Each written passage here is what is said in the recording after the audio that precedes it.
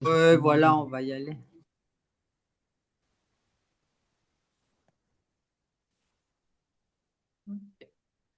Bonsoir à chacune et à chacun. Je suis vraiment heureuse de vous retrouver. Donc, c'est avec un grand plaisir que nous nous retrouvons donc pour cette conférence de l'année de cette seconde conférence de l'année qui s'intitule Du jeu au jeu pathologique et qui va être donc faite par ma collègue donc Paola de Mori. Alicia Garcia, qui est également présente, également collègue de la FACEF, qui est docteur en philosophie et sciences de l'éducation et déléguée scientifique au centre universitaire Jean-Baptiste de la Salle, rattaché à la FACEF, va maintenant vous présenter la conférencière. Merci Véronique. C'est pour moi un plaisir de vous présenter à Paola De Mori.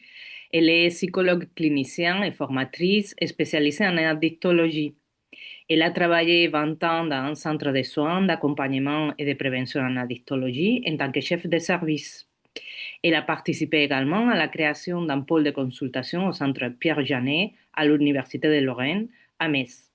Actuellement, elle s'occupe des personnes avec des problèmes de jet excessif et elle est aussi chargée des cours à la faculté d'éducation et de formation à l'ICP. Concernant son parcours académique, elle a une maîtrise de pédagogie à l'Université de Vérone. Après, elle a continué ses études en France en sciences de l'éducation, notamment à Paris 8. Elle a pu assister, et là je suis jalouse, au cours de Guy Berger, Jacques Ardoino, René Laureau et Georges Lapassade. Ensuite, elle a continué les études en ethnopsychiatrie, que bon, j'espère que Paola pourra nous expliquer un peu plus qu'est-ce que c'est ça, au centre Georges de Verreau.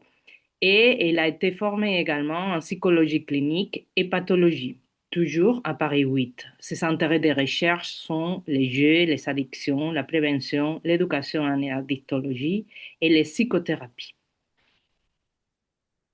Merci beaucoup, Alicia. Donc, avant que nous ne commencions, bon, vous êtes un certain nombre à être déjà habitués aux conférences, mais je vous rappelle un petit peu un petit protocole. Pour poser vos questions, vous pouvez commencer sur le chat, sur l'espace de discussion, à partir donc de 18h10, 18h15. Si vous souhaitez communiquer quelque chose, bon, vous n'oubliez pas de bien mettre, de bien paramétrer en mettant envoyer à tout le monde. Voilà, pour que tout le monde voit bien les questions. Et puis ensuite, donc Paola va donc intervenir pendant une petite heure, donc jusqu'à 18h30. Et puis ensuite, Alicia et moi-même, donc, on fera remonter donc les questions que vous aurez posées donc à Paola de Mori. Paola, donc, nous te laissons la parole et très bonne conférence à tous. Bon, merci beaucoup de m'avoir invité pour cette conférence. Et donc, je vais commencer mon- ma petite voilà, la conférence par une vignette clinique. Donc, j'ai rencontré donc une jeune femme sur la quarantaine. Donc, elle est éducatrice à l'éducation nationale avec les petits-enfants. Et donc, elle est, on va dire, voilà, rompue au jeu avec les enfants et tout ça.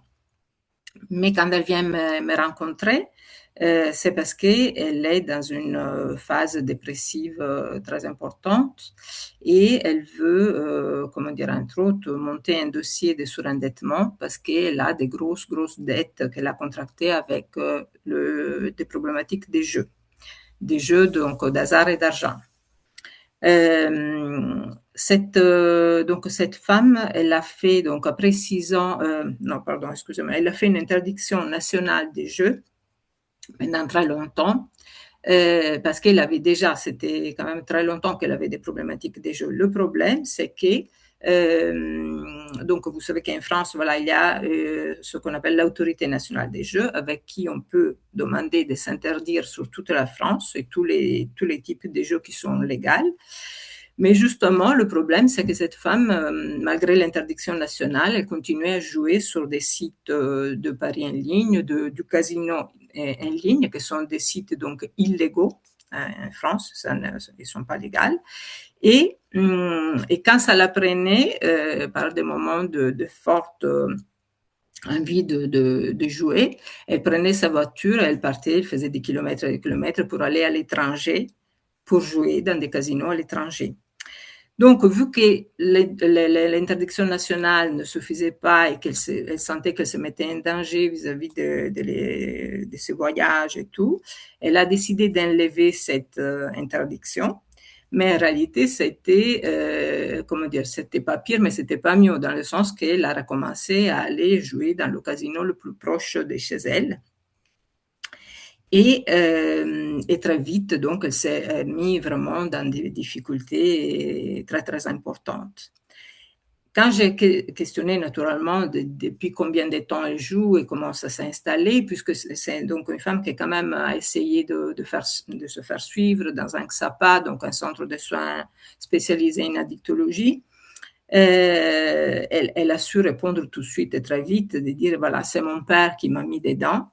Quand j'étais petite, on jouait à des jeux vidéo et il me faisait parier sur qui allait gagner.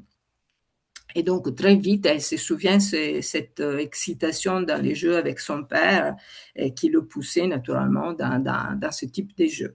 Donc, elle avait sur le 12-13 ans quand elle a commencé à faire ce type de jeux.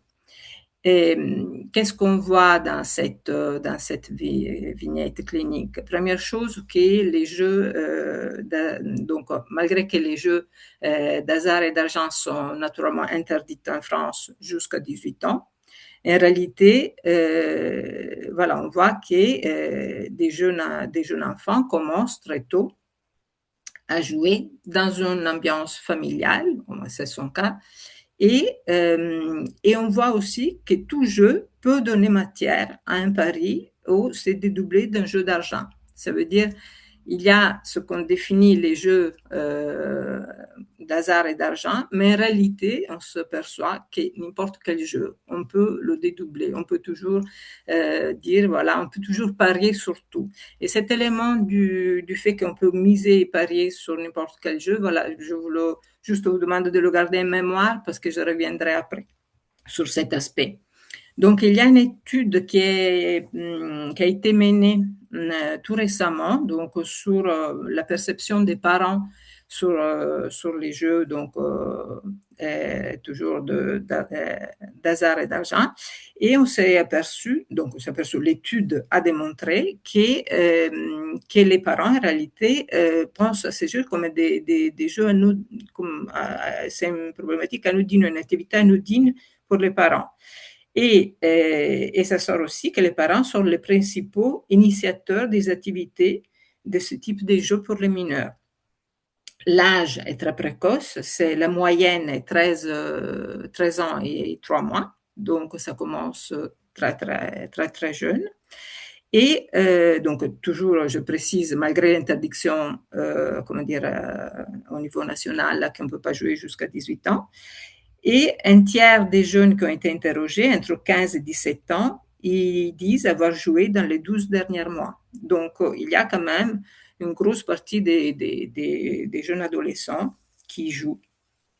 Alors, et en plus, vous savez qu'actuellement, il y a un ressort très important des jeux en ligne, parce qu'il y a les bureaux tabac, les casinos et tout ça, mais il y a aussi les jeux en ligne. Et ce ressort donc très important des jeux en ligne favorise la découverte des jeux d'hasard et d'argent en famille.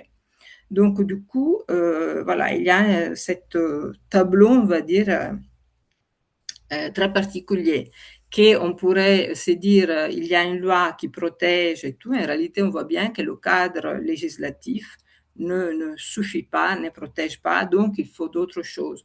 Ça veut dire que le fait qu'il y ait un cadre législatif qui soit disant interdit empêche aussi toutes les activités de prévention, hein, parce qu'on pense voilà que et en réalité autant alors déjà tout le champ de la prévention pour les autres types d'addiction n'est pas bien loti, mais pour les jeux d'argent c'est encore moins bien, on va dire, voilà. Alors, par contre, je voulais, donc dans l'idée, quand j'ai voulu prendre cette conférence, je voulais partir quand même aussi, pas seulement du versant pathologique, mais je voulais essayer de réfléchir donc plus largement sur le jeu. Qu'est-ce que c'est le jeu? Qu'est-ce qu'il fait et tout ça. Et donc, première chose qui apparaît naturellement, c'est que le jeu, c'est une expérience humaine, profondément humaine, que tout le monde a joué. Si on est là, si on fait ce qu'on fait, c'est parce que dans notre vie, heureusement, on a joué. On sait très bien que le jeu, c'est un droit des enfants. C'est que, comment dire, les enfants qui sont privés des jeux ou les enfants qui ont des difficultés, eux, qui n'arrivent pas à jouer, on sait que c'est problématique. D'accord? Donc, c'est vraiment, le jeu est vraiment, ça fait partie, on va dire, de notre vie, de notre expérience. Je voulais, si vous avez envie de me suivre dans ça, faire un petit exercice de mémorisation de nos expériences au niveau du jeu. Et donc, si vous pouvez fermer les yeux, si vous avez envie, ou les laisser ouverts, et posez-vous la question, quand c'était la dernière fois que vous avez joué? À quel jeu vous avez joué? Avec qui? Et dans quel lieu? Et quelles sont les émotions que vous avez senties dans ce moment de jeu? C'est pour recontacter nos expériences. Après, on peut aller un peu plus loin, on peut aller à des expériences liées à l'adolescence. On ne fait pas les mêmes jeux à un âge plus adulte. Et après, les jeux qu'on fait à l'adolescence prennent une autre valeur. Toujours, si vous pouvez, dire voilà, dans quel contexte, dans quel lieu, avec qui, quelles émotions me traversaient.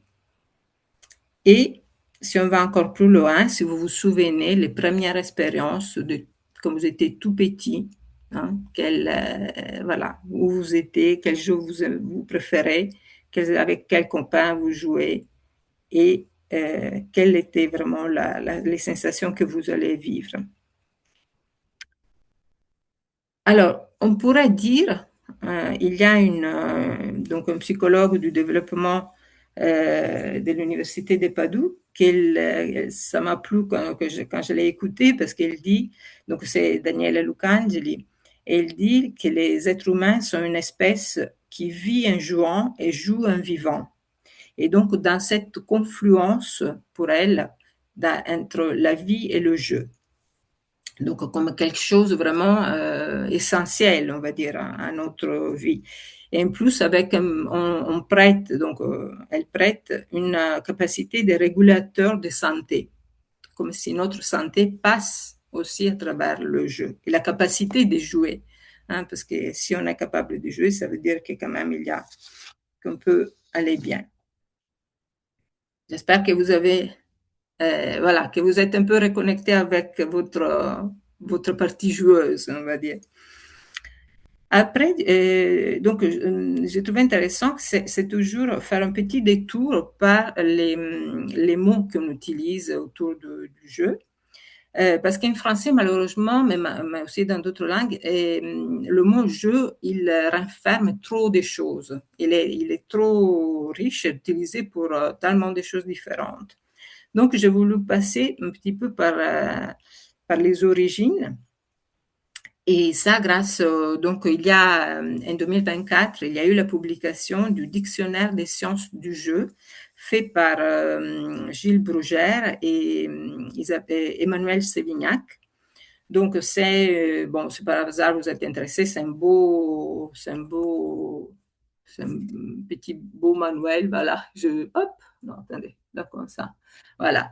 C'est donc le dictionnaire, voilà, des sciences du jeu.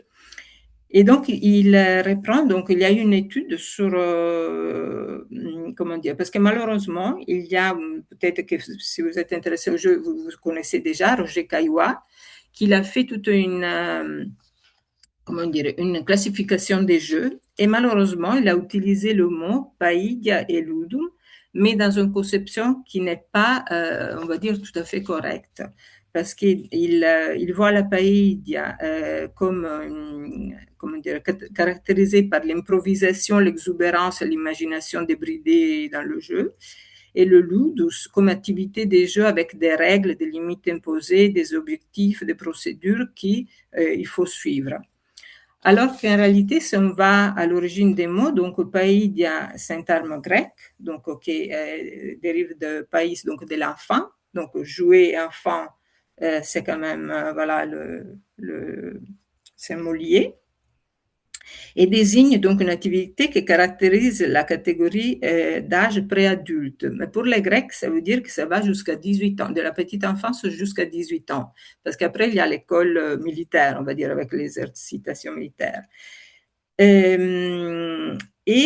Donc, c'est une large phase, et il faut introduire en réalité la différence entre la païdia et les jeux agonistiques, les agonesses. Donc, les agonesses, en réalité, c'est des activités donc, agonistiques, sportives, entre hommes. Donc, on ne peut pas le faire n'importe qui, il faut s'exercer. À la fin, il y a des, comment dire, qui gagnent, qui perdent, des reconnaissances et tout ça.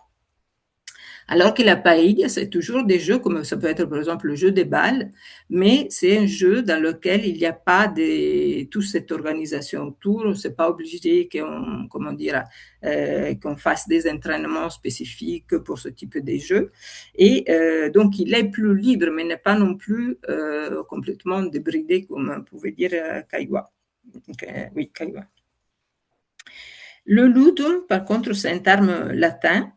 Et c'est un terme plus générique, plus englobant.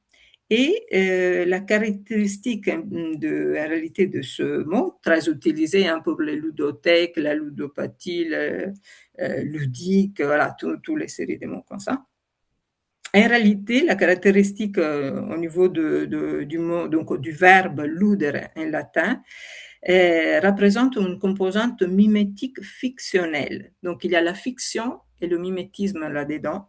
Et comme par exemple, donc, il y avait des fêtes qui s'appelaient les ludi, que c'était les fêtes liées au cirque et au théâtre. Donc, en réalité, dans le ludum, il n'y a pas, comme on disait Kawa, les règles, les machins, les trucs, c'était plus un côté, donc, voilà, théâtral, du cirque, composante, donc, mimétique fictionnelle.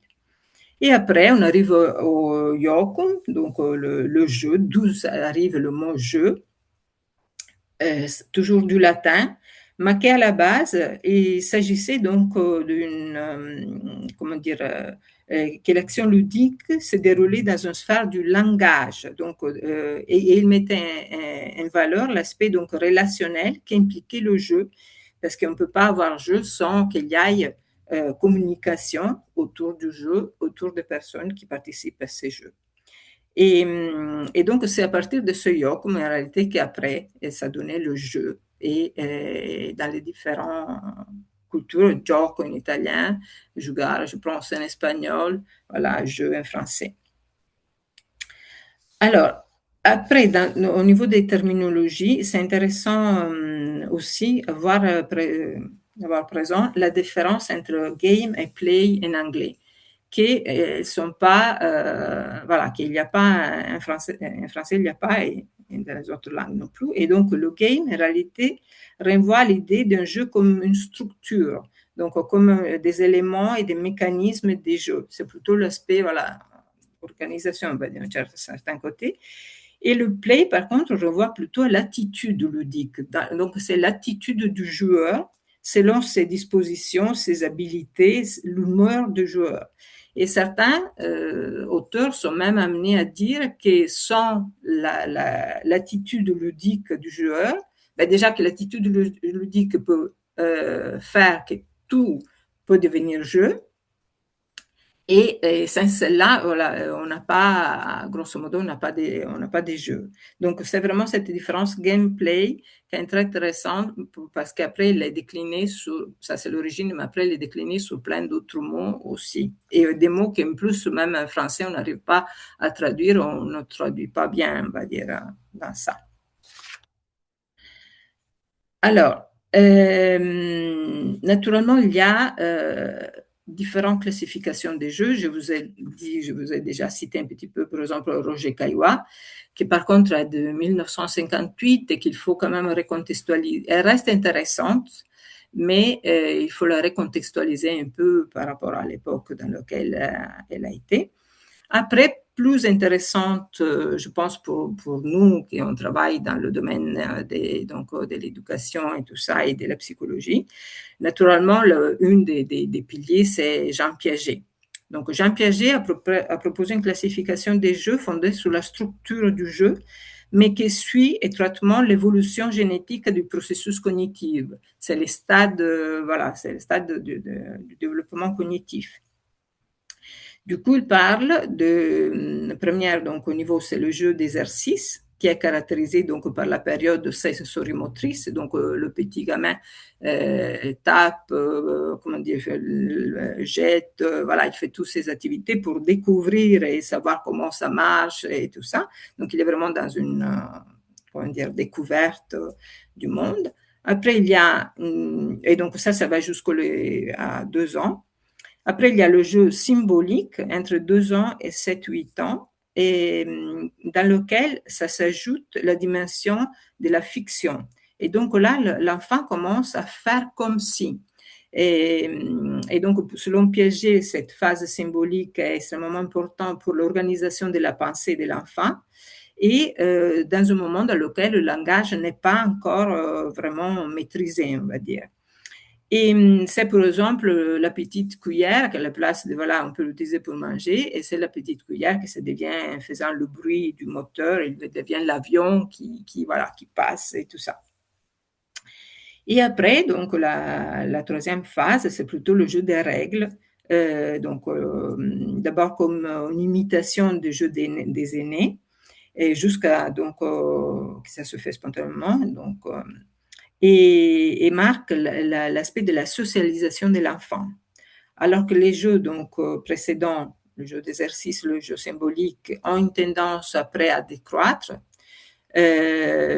encore que je me dis, après, je pense qu'il y a des activités des jeux d'adultes que des fois, bon, c'est pas si évident. Mais bon, à la base, dans un jeu, on va dire plutôt libre des enfants, il a une tendance à décroître.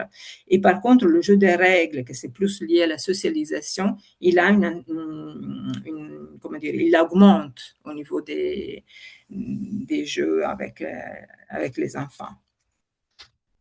Voilà, donc Piaget reste quand même un élément important. Après, il y a bien d'autres théoriciens, hein, et naturellement, là, je vais pas, j'ai fait un petit, j'ai choisi Piaget, mais voilà, il y a naturellement d'autres types par exemple, Vygotsky, Montessori, Brunner, donc pour l'aspect plus pédagogique, qui ont vraiment travaillé beaucoup sur le jeu. Et du côté, par contre, thérapeutique, parce qu'il y a vraiment dans le jeu, pour les enfants, il y a vraiment le côté d'utilisation pour, on va dire, l'enseignement, pour la pédagogie.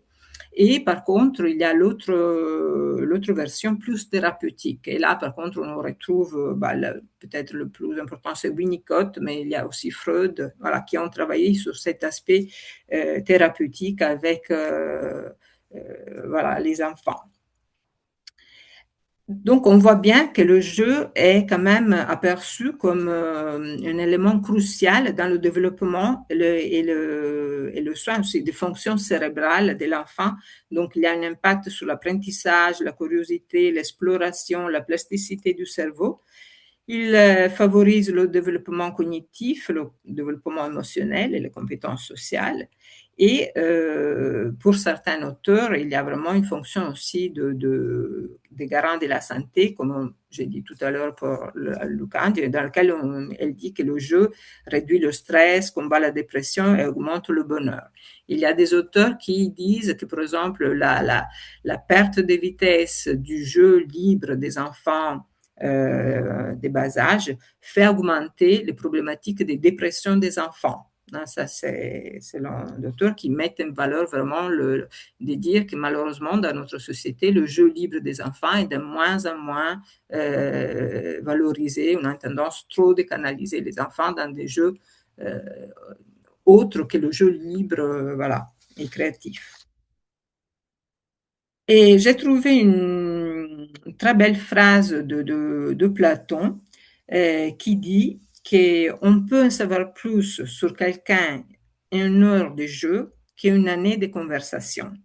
Donc on voit bien comme même Platon voit dans le jeu quelque chose quand même qui peut révéler la personnalité et qui peut même avoir un côté un peu thérapeutique au niveau du jeu. Donc, c'est très intéressant. Et il voyait, Platon, il disait, même pour les enfants, c'est très bien, les jeux sont des jeux sérieux qui vraiment aident au développement de l'enfant. Alors, je reviens à Gilles Bruguère. Donc c'est un professeur donc, de l'université, ce qui était, donc, pour se comprendre, de Paris 13 à Villetaneuse. C'est lui qui a écrit donc, le dictionnaire des sciences du jeu avec Emmanuel Savignac. Il avait un laboratoire de recherche sur le jeu en général et il a écrit quand même pas mal de livres et interrogeant toujours le jeu, l'éducation et le jeu, l'apprentissage. Et donc Gilles Bruguère, il dit qu'une activité, pour qu'elle soit interprétée comme une activité de jeu, il doit avoir 5 caractéristiques. Et les premières deux sont vraiment essentielles. Donc, la première caractéristique, c'est le second degré de l'activité, comment dire, par rapport à la vie ordinaire. Ça veut dire que je sais que ceci est un jeu et que n'est pas la vie ordinaire. Et je rentre, je sors de ce jeu. Le deuxième, effectivement, la deuxième caractéristique essentielle, c'est la libre décision d'entrer dans le jeu. Jouer, c'est décider de jouer. Donc, le jeu est vu comme un espace de décision, de capacité de prendre des décisions pour les petits-enfants, mais aussi comme un espace de liberté. Donc, je peux rentrer, je peux sortir, il n'y a pas de problèmes. Donc, ces deux caractéristiques sont vraiment essentielles. Après, par contre, même les autres caractéristiques, c'est l'existence des règles implicites ou explicites partagées. Si on pense effectivement des fois au jeu comment dire, quand les enfants sont un peu plus grands, dans lequel ils passent plus de temps à se mettre d'accord sur la règle à établir, donc qui se mettent d'accord sur quelle est la règle, et plutôt qu'après de jouer vraiment le jeu qu'ils ont décidé. Et quatrième, donc, c'est la non-conséquence du jeu dans la vie réelle. Ça veut dire que la vie réelle, que le jeu ne doit pas avoir de conséquences dans la vie réelle.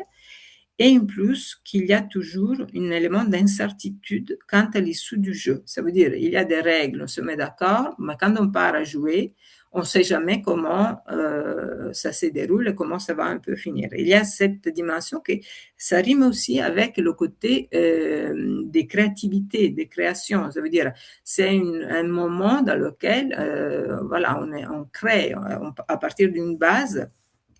Après, il y a un élément créatif.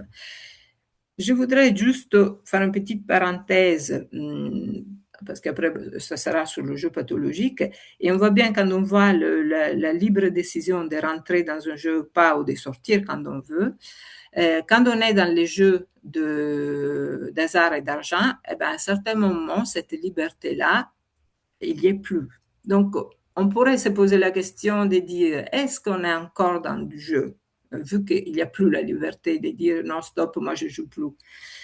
Et après, même le fait de ne pas avoir de conséquences sur la vie réelle, voilà, justement, quand il y a le jeu pathologique, il y a malheureusement plein de conséquences négatives. Il peut y avoir aussi des conséquences positives dans le tout, mais quand même, le problème, c'est qu'il y a des conséquences négatives très importantes, et je les dirai après. Mais voilà, gardez aussi ces deux éléments pour après. Donc Gilles Bruguère, lui, il fait vraiment cette réflexion, vraiment dans toute sa profession. Là, il est à la retraite, je pense. Et entre le jeu et l'éducation, le jeu, l'apprentissage, et il s'intéresse, il dit en tant que pratique sociale, le jeu nous apprend des choses, mais comme aussi plein d'autres activités. Et il a travaillé sur l'apprentissage formel et informel. En particulier, il évoque le jardin d'enfants de Froebel, dans lequel le modèle de Froebel, c'était vraiment le jeu libre, donc avec une confiance sur les capacités de l'enfant à jouer librement et aussi à avoir les capacités d'initiative et de décision.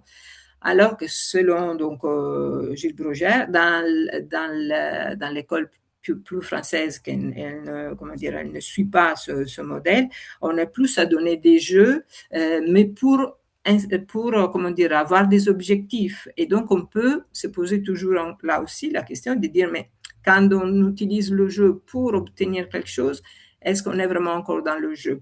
Donc là, il y a deux filons, voilà, comment dire, dans lequel on peut voilà, s'interroger sur ces deux dimensions.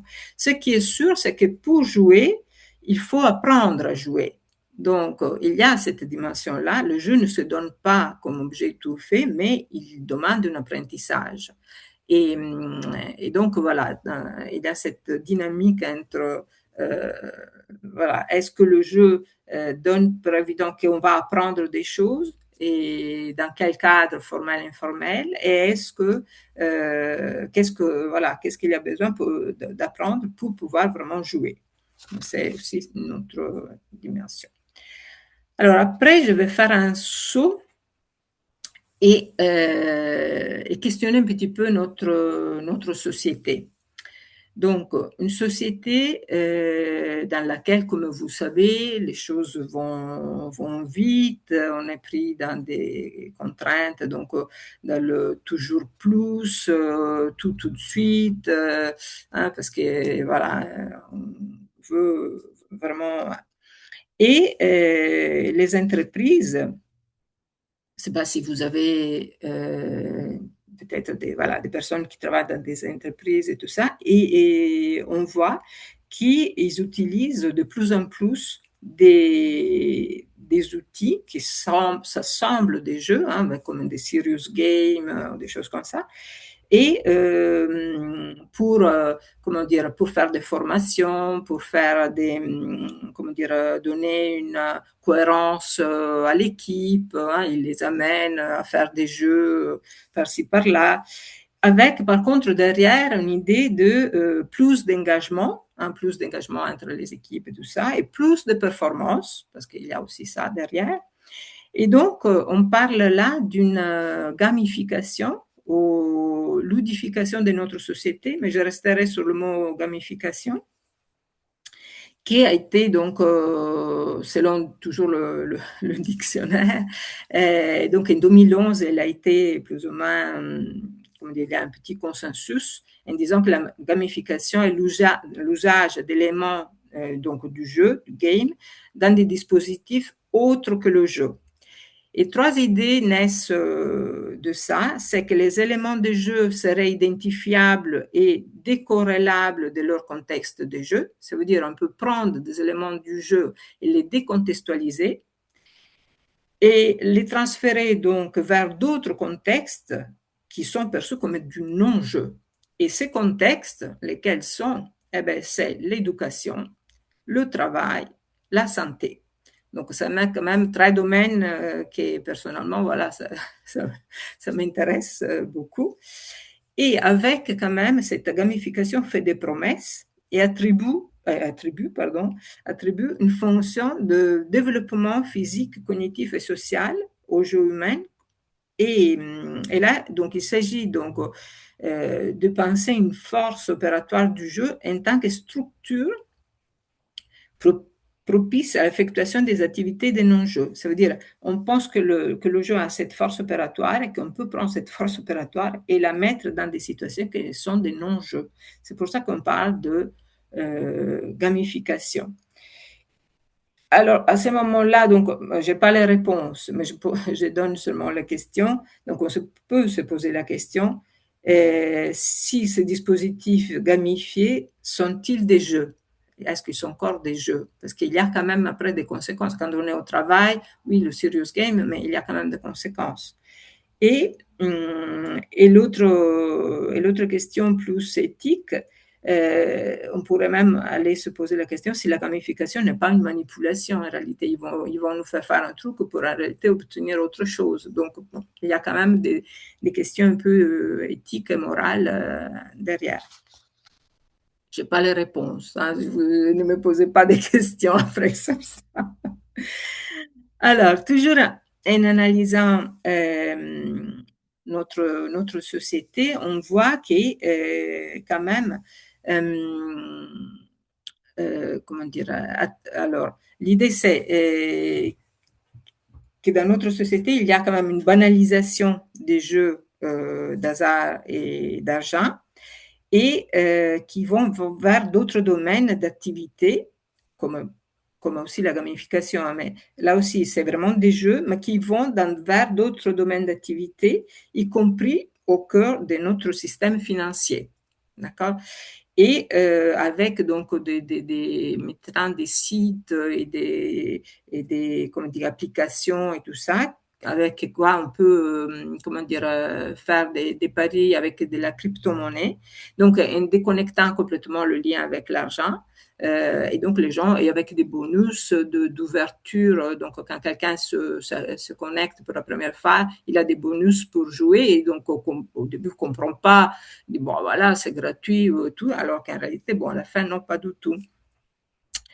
Et donc, il y a effectivement, même en France, depuis 2010, donc, une loi qui a ouvert la possibilité de pouvoir faire des paris sportifs, donc paris sportifs, paris hippiques et jouer au poker en ligne. Et ces activités sont, comment dire, exponentielles. Pendant le Covid, il y a eu des augmentations du style plus de 70% d'activités en plus, des budgets faramineux. Donc, on peut dire que notre société, voilà, il y a cette activité des paris qui est en train de s'infiltrer dans toutes nos activités. Et un exemple que j'ai trouvé, donc, c'est par exemple que quand il y a eu les élections aux États-Unis, effectivement, on pouvait parier sur qui c'est qui allait gagner les élections présidentielles. Et donc, bon, l'auteur que j'avais lu, c'était un journaliste sur l'international, et il mettait en avant quand même voilà, cette mélange entre la vie, donc tout ce monde, donc de ces sites sur lesquels on parie, et la vie politique, et la vie, et donc et le monde financier. Voilà, là, il y a des logiques et des comment on peut dire, oui, des confluences sur lesquelles, bon, on peut se questionner, voilà, si c'est intéressant ou pas qu'on aille là-dedans. Alors, mais qu'est-ce qui se passe pour nous? Là, j'ai essayé de brosser, on va dire, des logiques plus sociales et plus, donc, oui, plus du côté social. Mais après, il y a l'individu, on va dire, les personnes. Et nous, en tant pourquoi on se prend dans ces mécanismes des jeux et tout ça. Alors, je pense que vous avez déjà entendu parler du circuit de la récompense dopaminergique. Hein, je pense que tout le monde connaît, mais quand même, je voudrais revenir là-dessus parce que donc l'idée c'est qu'on est biologiquement, on va dire, programmé ou fait pour, comment dire, chercher des satisfactions, des plaisirs dans notre vie, et que c'est bien parce que c'est un mécanisme, une stratégie de survie. Donc, c'est grâce à ce mécanisme de survie que notre espèce, voilà, continue. Malheureusement, ça touche tout ce qui est bon, tout ce qui est bon pour nous, tout ce qu'on aime, tout ce qui, voilà, qui peut nous donner du plaisir. Naturellement, donc, le neurotransmetteur, c'est la dopamine. Qui, je précise, c'est un neurotransmetteur, dans le sens que malheureusement, quand vous lisez sur les journaux et tout ça, ils vous disent l'hormone alors que non, c'est pas du tout une hormone, hein, parce que les hormones circulent dans le sang, alors que la dopamine, c'est un neurotransmetteur qui agit sur le système nerveux central. Donc, c'est sur le système nerveux qu'il travaille. Et ce que je voulais dire, c'est que ce réseau, normalement, on pointe trop sûrement sur la dopamine, on dirait le truc du plaisir et tout ça, mais en réalité, c'est un système multi-réseau et que quand il se déclenche, il déclenche toute une autre série de réseaux qui sont très intéressants pour nous parce que les autres réseaux qui s'activent dans la récompense, donc quand on a un plaisir, donc pour favoriser la reproduction de ce type de comportement, et on active aussi le circuit de la mémoire, donc c'est très important, le circuit de l'apprentissage, le circuit de la motivation, avec un engagement pour cette activité, et le circuit du contrôle, pour pouvoir donner une réponse adaptée. Donc, vous voyez, c'est multi-réseau et on touche, c'est pour ça que tout se confluence avec le jeu, l'apprentissage et tout ça, parce qu'il y a quand même dans ce système de récompense vraiment tous les circuits qui sont pris, comment dire, qui sont pris pour favoriser cette reproduction du comportement. Et il faut tenir présent que plus les récompenses sont imprévisibles, plus les sensations qui donnent, c'est de l'euphorie et de la satisfaction. Donc, ça nous rend, comment dire, parce que sinon, après, on s'habitue à un certain moment. Au début, c'est très bien, machin, j'aime, hein, mais après, on s'habitue et donc ça ne va pas. Donc, plus c'est imprévisible, plus les réponses restent actives et sont euphorisantes et donnent beaucoup de satisfaction. Malheureusement, ce système-là, c'est tout ce qui est utilisé, soit dans vous voyez même les likes sur Facebook, quand quand un jeune met sa photo et après il attend impatient qu'on lui donne des likes, mais il ne sait pas combien de likes il va avoir et tout ça, eh bien, c'est tout ce mécanisme qui se reproduit. Mais c'est le même mécanisme qui se produit quand on joue aux machines à sous. La récompense, elle est toujours très aléatoire et toujours imprévisible. Et plus elle est imprévisible, plus elle est intéressante le moment qu'elle vient. Voilà. Ça, c'est un élément important. Donc, on a parlé donc du coup aussi qu'il y a le circuit du contrôle pour donner des réponses adaptées. Le contrôle vient du cortex préfrontal. Le cortex préfrontal, c'est vraiment la partie du cerveau qui est sur notre front et qui est comment dire, responsable de ce qu'on dit des fonctions cognitives dites supérieures, d'accord, telles que la planification, la prise de décision, la gestion de l'impulsivité, la régulation émotionnelle. Donc, c'est extrêmement important et il peut exercer donc une influence de régulatrice. Donc, pour dire, par exemple, voilà, j'ai une sollicitation, je vais, par exemple, manger ce beau truc et après, par contre, le cortex préfrontal dit non, attends, peut-être que c'est mieux que tu le manges plus tard, parce que peut-être qu'après, il y aura tata. Donc, c'est celui qui aide à prendre des décisions plus adaptées. Et donc, ce qu'on dit des décisions éclairées, en évaluant donc les avantages et les inconvénients, et à court terme et à long terme. Et donc, il régule aussi les comportements impulsifs. Il faut savoir aussi que, par exemple, cette partie donc pour le cortex préfrontal, il sera complété à maturation à l'âge de 25 ans. Donc, le problème, c'est que nos jeunes adolescents qui sont pris avec plein d'expérimentations de produits différents et tout ça, en réalité, ils ont toute la phase de contrôle qui n'est pas encore développée, pas mature. Et donc, de là aussi, toute la difficulté, et on voit bien les types de comportements à l'adolescence qui sont... Pour ça, je voulais vous citer donc Rita Levi-Montalcini, que c'est une neurologue italienne, prix Nobel de physiologie, et dans une interview de 1989, donc ça remonte, elle a été interrogée sur la possibilité d'extinction de notre espèce. Et donc, elle a dit, donc c'était intéressant, elle a dit oui, il y a la possibilité pour un manque de capacité de contrôle. Dans le sens, il dit, il y a une disproportion entre nos capacités cognitives et nos capacités émotionnelles à gérer les choses.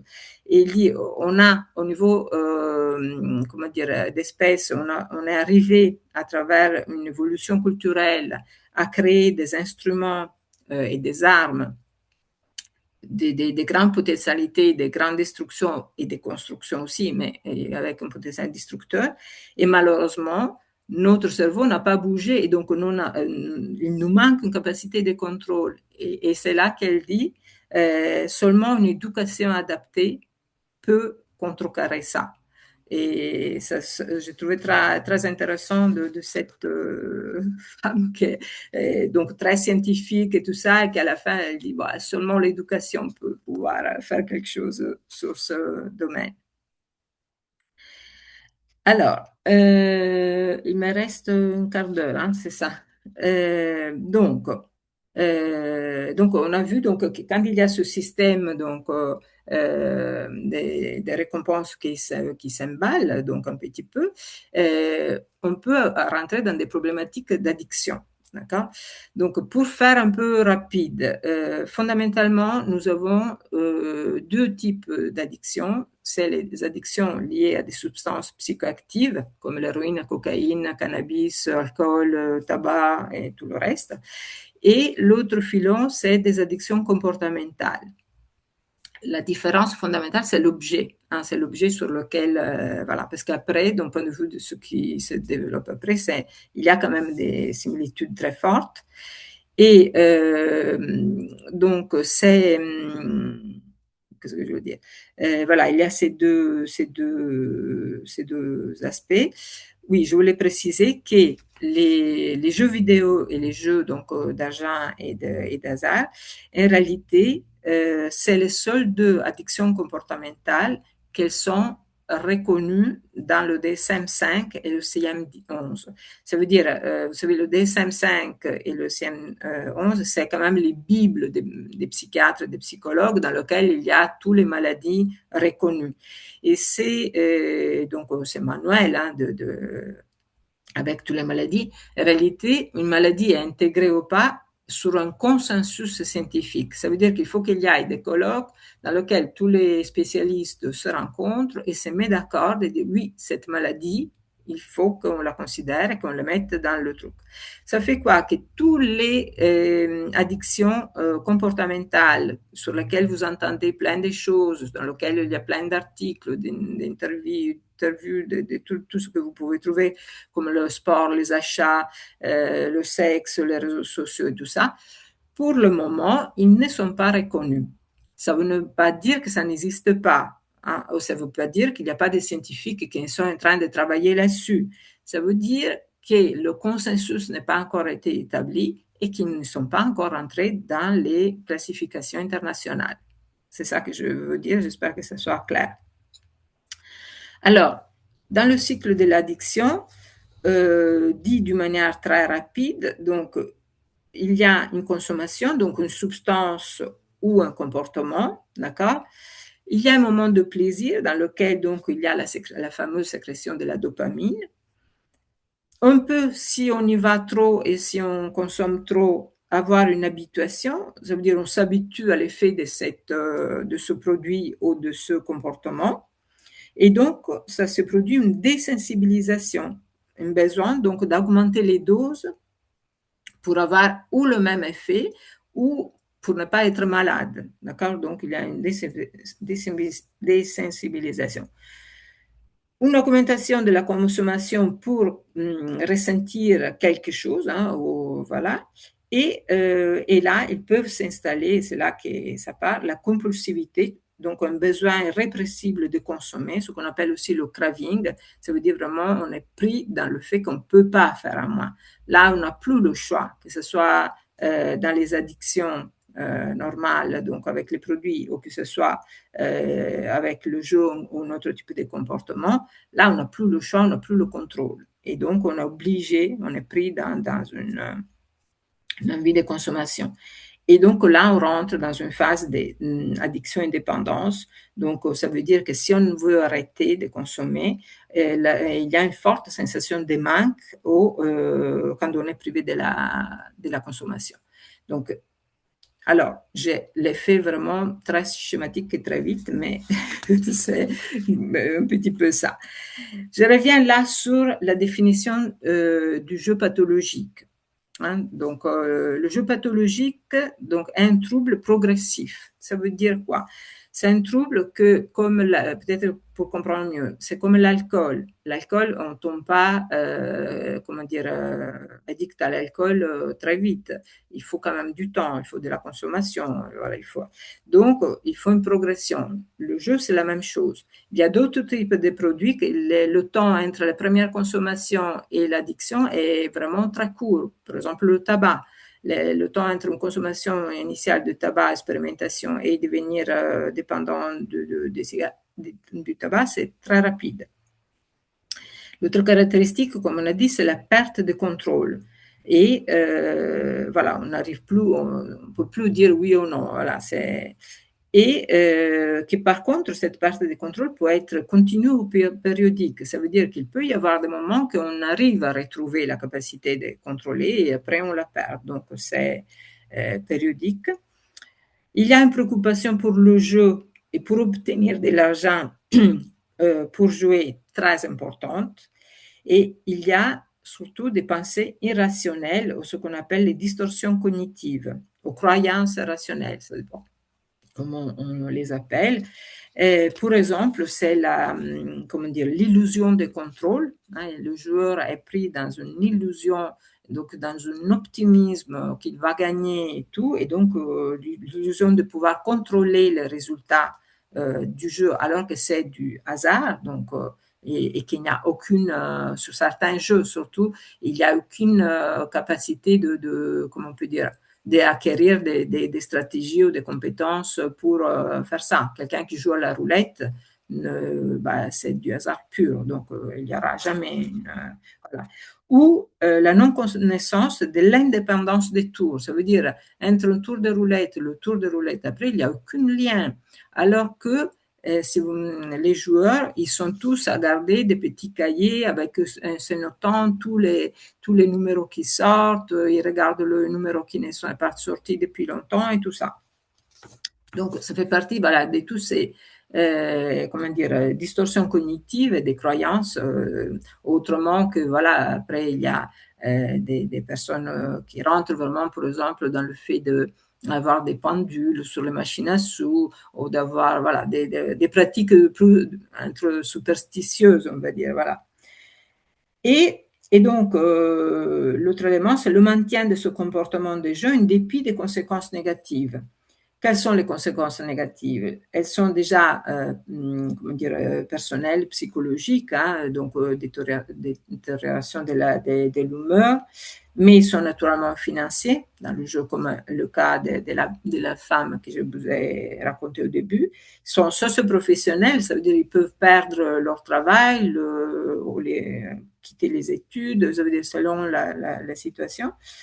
Et familial, ça veut dire qu'on dit que pour un joueur pathologique, il y a 10 personnes autour qui souffrent de cette situation.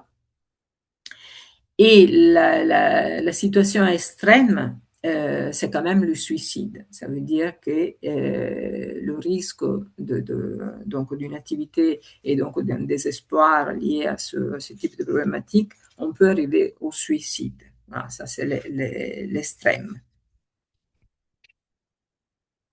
Voilà. Et donc,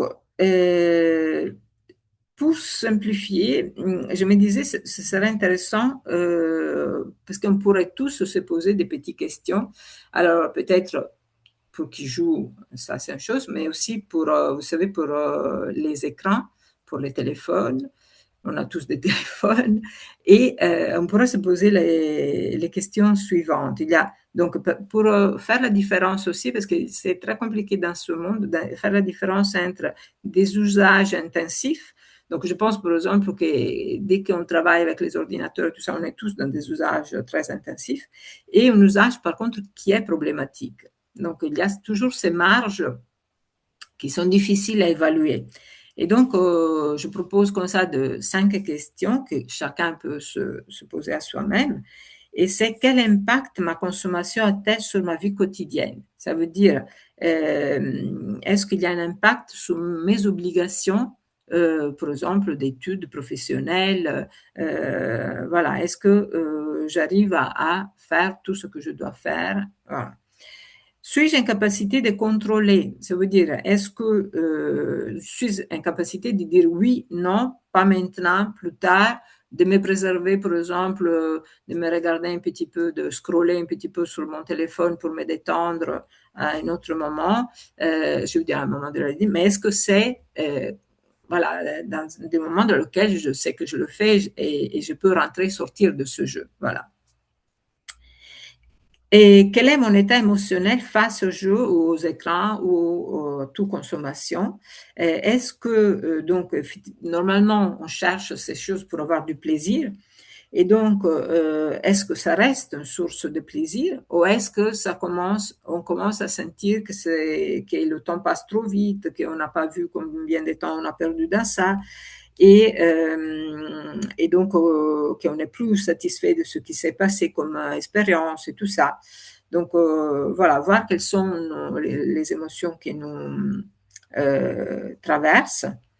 Ma consommation a-t-elle des conséquences négatives? Donc, est-ce que j'ai des problèmes de sommeil? Est-ce que j'ai des problèmes physiques, des détériorations de mes relations avec mes amis, avec des baisses de performance au travail, à l'école et tout ça? Donc, est-ce qu'il y a des conséquences négatives liées à cette pratique? Et suis-je suffisamment flexible pour maintenir des activités diversifiées? Ça veut dire, est-ce que je suis capable comment dire, d'avoir plusieurs sources de plaisir dans ma vie et pouvoir donc avoir une multitude d'activités. Et donc, par exemple, si je joue, est-ce que ça reste limité à un certain moment? Voilà. Aussi, je regarde mes écrans, est-ce que c'est quelque chose de, voilà, de limité? Mais que j'ai plein d'autres sources d'activités, de plaisir, que ce ne soit pas l'unique source de plaisir dans ma vie, ce type d'activité. Ce que pour le jeu, par exemple, est clair. Tout est obnubilé autour du jeu. Il n'y a plus rien, d'accord? Ils mettent tout l'argent qu'ils ont, ils partent plus en vacances, ils s'achètent plus rien surtout les femmes. Elles me disaient, pas de nouveaux sacs, pas d'habits, pas de trucs, tout passe dans l'argent pour le jeu. Donc voilà, est-ce qu'on est capable de tenir diversifié? Je vais conclure avec une dernière vignette, et parce que ça m'a beaucoup touchée.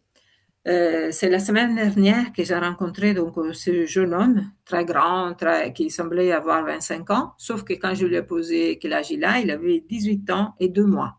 Donc un bébé, on va dire, un gros bébé, même bébé. Et donc il vient parce qu'il me dit qu'il a arrêté l'école, il travaille, mais il habite encore chez ses parents. Et par contre, il décrit ses parents comme des personnes très investies dans leur travail, mais très absents à la maison. Donc, il peut lâcher lui tout seul.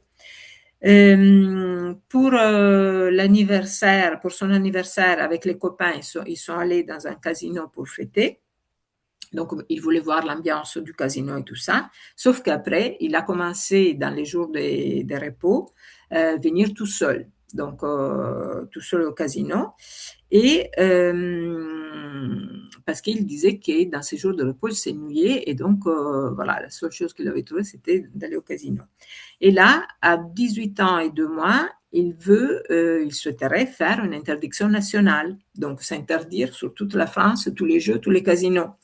Donc, du coup, je suis étonnée parce que je me dis, attendez, donc la loi prévoit que jusqu'à 18 ans, vous pouvez pas jouer à rien du tout. Comment ça se fait que que vous voulez faire une interdiction nationale? Et donc, il me dit, mais parce que je me connais. Alors, je dis, oui, d'accord, mais qu'est-ce qui se passe? Et donc, il me dit, en réalité, que depuis ses 15 ans, il joue au paris sportif sans aucun problème.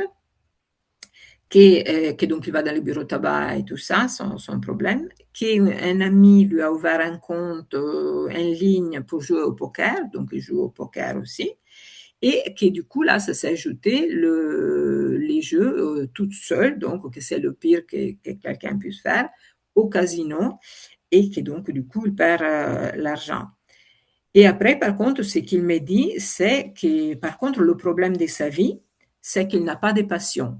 Ça veut dire que la seule chose qui l'anime, voilà, c'était ces jeux, les paris et tout ça. Parce qu'il dit, je n'aime pas le cinéma, j'aime pas la musique, j'aime pas le sport, faire du sport, voilà. J'aime pas les réseaux sociaux, il aime rien. Donc moi, j'ai essayé de chercher avec lui, dire non, mais quand même, 18 ans, c'est pas possible. Et il a un seul vrai ami, et donc voilà, c'est vraiment très limité.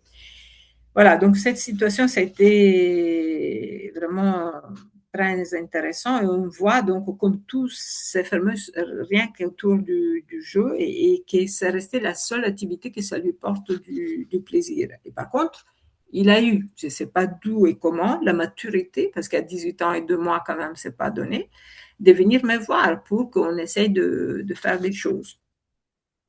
Et ça m'a fait penser à un psychanalyste qu'il disait que la meilleure prévention, ce serait de donner aux jeunes la capacité de désirer.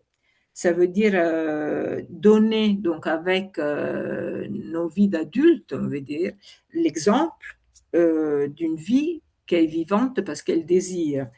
Et donc, du coup, parce que nous ne pouvons pas être tout, parce que si on est tout, on tue la relation aux autres, donc on est dans le narcissisme et dans ça. Nous ne pouvons pas avoir tout, parce que du coup, il n'y a plus de manque, rien ne manque, et donc il n'y a plus de désir. Nous ne pouvons pas savoir tout, parce qu'on va tuer le désir de connaissance, de pouvoir avoir le plaisir de savoir, de connaître plus. Et nous ne pouvons pas jouir de tout, parce que si on jouit de tout, on se autodétruit. Et on le voit bien avec comment dire, avec les produits, hein, mais aussi avec le jeu, comme je vous disais, voilà, le spectre final, c'est quand même pas sympathique. Voilà, j'ai fini. Moi. Merci beaucoup, Paola. Merci beaucoup pour cette intervention vraiment très, très intéressante. Voilà, il y a quelques questions qui ont été posées donc sur l'espace de discussion. Je propose à Alicia, tu prends la parole pour voilà, commencer à en poser une ou deux. Mhm. Oui, tout à fait. On a une question de Patrick Farfal. La question serait si ce qui a été dit, Paola, pourrait être appliqué à l'usage de l'intelligence artificielle. Ça, c'est la Ah, première question. ah, Euh, ça, alors, je peux pas trop dire parce que je connais pas assez bien, mais ce que moi je vois, oui, il y a des parallélismes quand même avec l'intelligence artificielle, surtout sur le fait que encore une fois, c'est quelque chose au moins que je vois que c'est pour aller vite, pour ne pas faire l'effort, et donc comment dire, et qu'il peut être pris comme un jeu. Après aussi dans des, comment dire, dans des, mais par contre là, voilà, je maîtrise pas trop bien le sujet dans cette histoire, mais effectivement, moi je sens des parallèles et que dans ce processus, on va dire, de gamification de la société des disponibilités des choses qui vont vite et tout ça, oui, il peut y avoir des aspects liés à ça, je pense. Mais effectivement, il faudrait regarder, on n'a pas assez, je pense, de recul. Sinon, voilà, que par exemple, des dangers sur lesquels, par exemple, j'avais entendu d'un adolescent qui il croyait tellement d'être en contact avec une personne, donc avec une relation presque sentimentale, alors que c'était que de l'IA, et qu'à la fin, pour se oui. rencontrer, l'IA lui a dit, bah, il faut se tuer pour se rencontrer, donc il l'a fait. Donc voilà, Mhm. il y a des choses comme ça, des phénomènes. D'accord. On a encore une autre question provenant de nos étudiants de doctorat. Oui, Et la question serait s'il est possible d'établir une différence entre les jeux dits culturels oui. qui développent la créativité et les jeux modernes qui sont plutôt capitalistes. Alors, comment dire, Oui, j'ai essayé, c'est drôle parce que j'ai essayé justement de faire le panel. Naturellement, il y a le jeu avec toutes ces caractéristiques positives et voilà, ça fait partie vraiment de notre vie. On peut pas, en tant qu'être humain, grosso modo, c'est indissociable, on va dire, et donc tous les aspects positifs. Et par contre, après, malheureusement, le système peut s'ingripper et on peut aller dans d'autres. Mais ce schéma-là, il est, comment dire, il se reproduit dans plein d'activités. Voilà, dans tout ce qui touche malheureusement le plaisir, on peut être dans un comportement, comme on pourrait dire, normal, dans lequel on en profite un plein de tout ça. Et alors, peut-être je ne l'ai pas suffisamment bien dit, mais c'est quand même ce qui provoque quand même, c'est le côté, comment dire, le fait de parier, de miser, hein, donc qu'il y ait des enjeux au niveau de l'argent. Et c'est ça qui empêche. Après, par contre, ce que je voulais aussi dire dans cette conférence, je pense que quand même c'est fondamental que dans notre société, vu comment on est stimulé, vu comment les choses se passent et qu'on comprend, donc il y a besoin d'une, comment on peut dire, d'une éducation, d'une protection, d'une prévention autour de tout ça. Je pense que c'est fondamental et qu'on n'est pas, et que pour le moment on banalise et qu'on ne voit pas comment voilà, les choses c'est jonglent. Mais c'est un panel à 360 degrés avec les aspects très positifs et par contre il peut y avoir, hein, c'est pas dit, mais quelqu'un peut rester dans un jeu d'hasard et d'argent toute une vie, mais sauf périodique. Alors ce qui change, voilà, attendez, une chose importante, par exemple, le loto, pour une fois, c'était une fois par semaine. L'autre type de jeu, ben, le tiercé, voilà, il y avait le trou qui se rencontrait, les personnes se rencontraient au deuil, ils mettaient leur truc, voilà, une fois par semaine et tout ça. Maintenant, le problème, c'est que maintenant, avec nos nouveaux outils numériques, on peut parier tous les jours, plusieurs fois par jour, avoir des résultats super rapides et toute cette vitesse et cette disponibilité, malheureusement, ça fait emballer le système. Et donc, on est à risque d'un certain côté parce qu'on peut se laisser prendre sans vraiment vouloir, je veux dire, et que ce n'est pas notre faute non plus. Parce qu'il y a après, derrière, comme tout système, il y a quand même des responsabilités. Je veux dire, il faut savoir que l'État prend des taxes sur le jeu énormes. Donc, il n'a pas intérêt à arrêter le jeu. Donc, voilà. C'est des impôts, comment dire, Oui. détournés. Il y avait aussi une autre question sur avez-vous pu faire des observations sur les paris sportifs? Nous avons souvent des collègues adultes enseignants en établissement qui jouent, font des paris sportifs et qui en parlent facilement. Y a-t-il Oui. des jeunes qui jouent aussi? Ça me faisait penser à une autre chose. Je me dis, est-ce qu'il y a des typologies de jeux suivant les générations? Alors, en réalité, c'est un des jeux le plus, donc, un des secteurs, je pense, le plus inclusif. Dans le sens que vous pouvez avoir, par exemple, si vous faites une visite dans un casino, vous pouvez trouver alors pas les inférieurs à 18 ans, mais quand même des jeunes très jeunes, avec des personnes très âgées, socialement des personnes avec des moyens très importants, avec des chômeurs, des retraités, des gens qui ont, culturellement le plus large possible, avec des, comment dire, personnes contrôle au niveau des handicaps, au niveau des problématiques psychiatriques. Donc, c'est des lieux, alors physiques, les casinos, qui mélangent vraiment tout et qui, voilà, ça laisse la possibilité pour les personnes. Et dans les jeux, on va dire, après, il y a certaines caractéristiques. Par exemple, on sait que les femmes, alors déjà, on va dire, il y a toujours beaucoup plus d'hommes que de femmes. On a toujours 3 quarts d'hommes pour un quart de femmes dans toutes les addictions. C'est à peu près cette constante. Donc, les hommes sont plus dans les problématiques d'impulsivité, voilà, des réactions rapides et tout.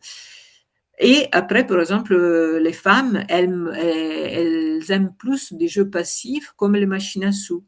Mais sachant que les machines à sous sont, puisqu'il y a ces récompenses aléatoires et tout ça, elles sont quand même, elles créent des dépendances très fortes. Alors, du coup, après, oui, selon le jeu, selon le truc, il y a des, comment dire, des caractéristiques plus ou moins, mais en réalité, voilà, il y a toujours partout dans tous les sens. Et par contre, plus une personne se retrouve qui joue à plusieurs choses, plus elle a des risques de devenir dépendante. Alicia, une dernière question qui nous a été posée. Oui, on a plusieurs, mais je vais essayer Oui, de synthétiser. Donc, oui, ou une ou la deux. question serait de Nora, pourquoi il y a des jeux qui sont davantage diabolisés face à des autres et sur quoi on établit les critères pour dire qu'un jeu est pathologique ou il ne l'est pas. Alors, c'est pas à travers le jeu qu'on dit qu'il est pathologique, hein. C'est vraiment, c'est le joueur, le comportement du joueur. Après, on ne diabolise pas des jeux. Moi, j'ai pas eu la sensation, au moins, j'espère que c'est pas ça le message Non, que non. s'est passé. Mais par contre, la dimension d'introduire le fait de parier et de miser, c'est clair que c'est une dimension, comment dire, qui ouvre un peu une porte à des risques financiers et tout ça. Et pas seulement, voilà, tous les risques que j'ai un peu cités. Donc, c'est pas, mais comme on a dit, quelqu'un peut être dans un jeu dans lequel il peut parier toute sa vie et ne pas avoir aucun problème. Donc, c'est pas tant le jeu qui est diabolisé. Mais par contre, il faut savoir qu'il y a des lieux dans lesquels il y a plus de risques que d'autres, voilà. Des types de jeux, bon, si on joue avec les petits-enfants ou des trucs, moi, là, il n'y a pas de problème. Donc, Il y avait une question aussi, Paola, peut-on parler de pathologie pour les jeux vidéo type GTA? Est-ce uniquement les jeux de hasard et d'argent? Donc là, tu non, parlais souvent de miser, hein, sur des oui, jeux, oui, mais oui, les jeux vidéo, oui.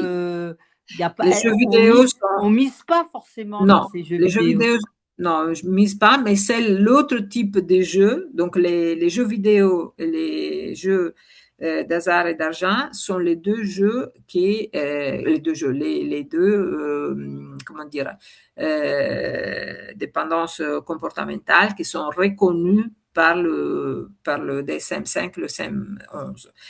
Tous les autres addictions comportementales ne sont pas reconnues pour le moment. Voilà. Donc, c'est effectivement le jeu vidéo est reconnu. Et là, c'est par rapport, comment dire, à l'impact que ça a sur les scolarisations, sur le temps, toutes les questions là que j'avais un petit peu posées, hein, sur effectivement, quand quelqu'un se retrouve complètement déconnecté de la réalité, parce que ça, par exemple, je n'ai pas trop abordé là, mais ça, il peut y avoir vraiment un impact sur la déconnexion de la société, de la réalité, de la vie, on va dire, normale. Et on sait que les jeux vidéo peuvent... en plus, ça, c'est surtout sur des âges style l'adolescence qui ça Hmm. commence. Et donc, avec ce que j'ai dit, cette fragilité par rapport à ses capacités de contrôle. Et donc, oui, ça, c'est problématique. Si les deux sont reconnus. J'ai Malgré que, alors, Vas-y, Alicia, il y en a une sur ouais, l'autodiagnostic qu'on peut faire. Oui, voilà, donc il y a encore une question parce que Paola, vous nous avez partagé 5 questions oui, pour identifier si on est face à une addiction. ouais, Moi, je suis content parce que je crois que je peux continuer à scroller. voilà. Par contre, par contre, je pense que mon mari, il doit se faire voir les temps qu'il passe face à la télé. Bon, cette petite anecdote pour illustrer une question qui a été posée sur le chat. Est-ce que ces questions, c'est quelqu'un qui doit se les poser à soi-même et répondre, ou est-ce qu'on peut intervenir et poser ces questions pour une autre personne et les répondre à sa place? Alors, en réalité, toutes ces problématiques addictives, on peut faire, comment dire, provoquer un changement chez quelqu'un si cette personne arrive à se positionner dans une réflexion sur sa pratique et sur ses difficultés ou pas. Jusqu'au moment dans lequel il ne reconnaît pas, il dit non, non, non, non, il n'y a aucun problème et il ne veut pas se poser ces questions, malheureusement, c'est très difficile. C'est clair que la pression familiale ou de toute façon des proches, tout ça, comment dire, peut aider à pousser à quelqu'un à dire, bon, maintenant il faut que tu essayes de faire quelque chose. Mais on va dire, il faut vraiment pouvoir aider la personne à, comment dire, à faire évoluer un petit peu sa motivation à vouloir se confronter avec ce type de questions, de difficultés. Donc, comment dire, on ne peut pas simplement de l'extérieur dire, tu as un problème, fais ça. Non, il faut aider la personne à arriver que la personne arrive à percevoir sa difficulté et l'aider, et après appeler donc à l'aide voilà, des professionnels. Alors, les professionnels, quels sont les professionnels facilement atteignables? Alors, les professionnels, donc il y a les fameux XAPA, donc le centre d'accompagnement, des soins d'accompagnement de prévention en addictologie.